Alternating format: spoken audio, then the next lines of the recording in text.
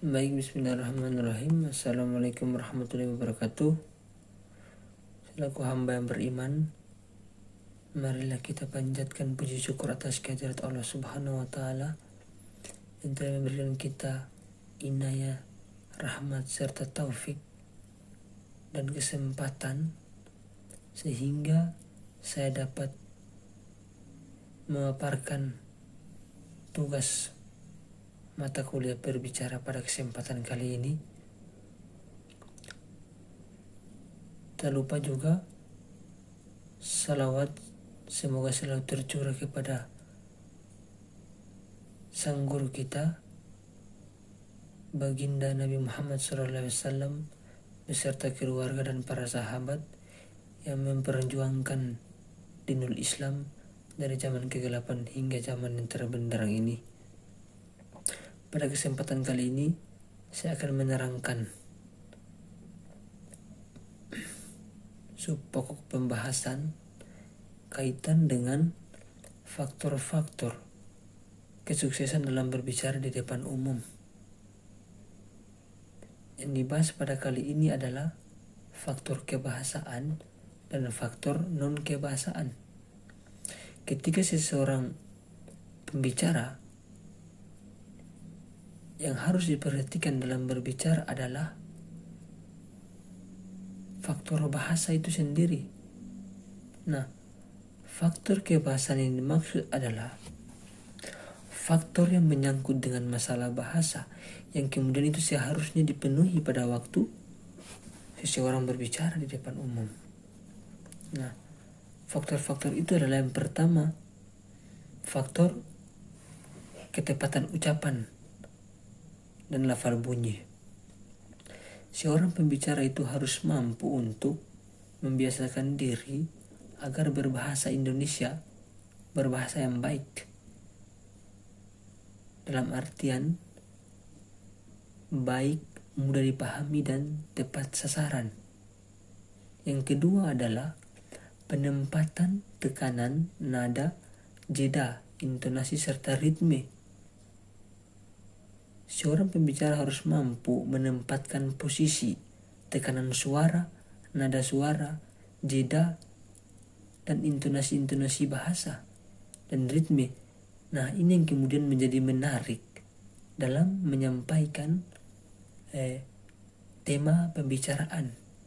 Sehingga pendengar akan merasa tertarik dan tidak pernah bosan untuk mendengar pembicaraan. Yang ketiga adalah pemilihan kata dan ungkapan yang baik dalam hal berbahasa. Nah, tentunya untuk menempatkan pilihan kata harus memilih kata yang baik dan mudah dimengerti oleh para pendengar. Misalnya untuk berbahasa yang baik harus lancar, tidak terlalu terbata-bata dalam berbicara, memilih kata-kata yang konkret yang bisa mudah dipahami pendengar. Nah, yang ketiga adalah ketetapan susunan penuturan. Yang dimaksud ini adalah tataan atau penataan pembahasan pembicaraan. Dia tertata secara sistematika. Nah, tuturan yang dimaksud adalah bahasa harus baku. Dan kedua adalah menggunakan kalimat yang efektif. Nah, itu kaitan dengan faktor kebahasaan. Yang kedua, seorang pembicara harus mampu memaksimalkan faktor non-kebahasaan. Misalnya, faktor ini adalah sikap seseorang atau bahasa tubuh seseorang. Yang pertama adalah sikap yang wajar, tenang dan tidak kaku. Sikap yang wajar oleh pembicara sudah dapat menunjukkan pikiran dan integritas dirinya. Nah, ini ditentukan oleh situasi dan keadaan, situasi kondisi. sehingga menghilangkan rasa tidak percaya diri dan menguatkan mental. Yang kedua adalah pandangan seorang pembicara harus diarahkan kepada pendengar, agar di antara pembicara dan pendengar ada interaksi bahasa tubuh, sehingga dalam penyampaian pembahasan materi itu sama-sama saling memahami, sehingga pendengar dapat mudah memahami apa yang disampaikan oleh pembicara, sehingga ada komunikasi, ada berlangsungnya interaksi antara pembicara dengan pendengar. Yang ketiga adalah keberanian mengemukakan dan mempertahankan pendapat. Nah, di sini yang dimaksud adalah seorang pembicara harus mampu dengan lugas mempertahankan pendapat, agar bagaimana? Agar memperkuat pisau analisis. Yang keempat adalah gerak-gerik dan mimik yang tepat. Nah, yang dimaksud dengan gerak-gerik dan mimik yang tepat ini adalah misalnya dengan bahasa jari yang kemudian mengukur tingkat ekspresi menyampaikan sesuatu. Yang kelima adalah kenyaringan suara. Nah, ketika seseorang menyampaikan tema pembicaraan di depan umum, yang diperlukan adalah intonasi atau bunyi suara.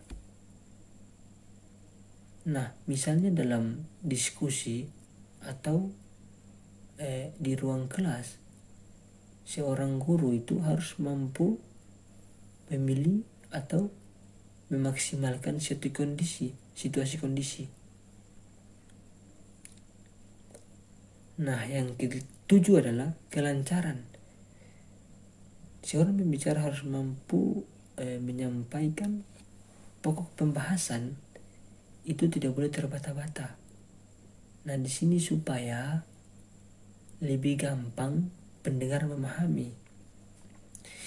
Nah, yang kedelapan adalah penalaran dan relevansi. Tentunya segala pokok pembahasan disampaikan oleh pembicara harus masuk akal, harus logik. Supaya apa?